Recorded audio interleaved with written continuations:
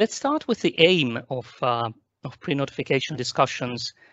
I could name perhaps four main goals. Above all, they give the possibility to discuss certain topics. That includes both jurisdictional and other legal issues that a case may raise. Secondly, where applicable, the likelihood of meeting the criteria for a simplified treatment.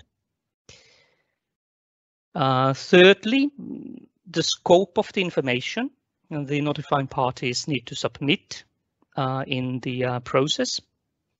And finally, potentially also the identification of key issues and potential competition concerns already at an early stage.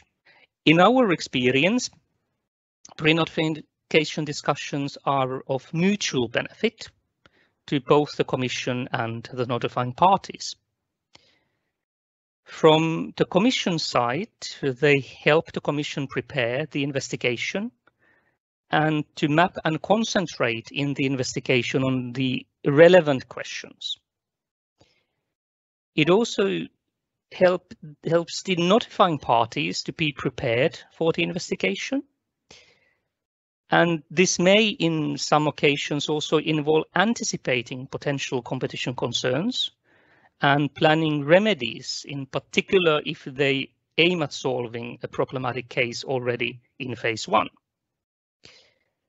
It also gives the notifying parties the possibility to gather information without being under a deadline to do so, and to avoid requests for information after the notification. Now, to be fair, in our case experience, apart from some really simple cases, we might still need to ask questions later on, later in phase one, or particularly in phase two, if the case will go there. And finally, it also helps ensure, pre-notification discussions help ensure that the notification is complete at the moment it is submitted. Now, in which cases are pre-notification discussions then initiated? I mean, first of all, pre-notification discussions are entirely voluntary. There is no obligation for merging parties to contact the Commission in advance. However, we encourage notifying parties to engage in pre-notification discussions in all merger cases. In our experience, pre-notification contacts are useful even in seemingly simplified cases or non-problematic cases. But of course, the more complex the case, the more matters there might be to discuss.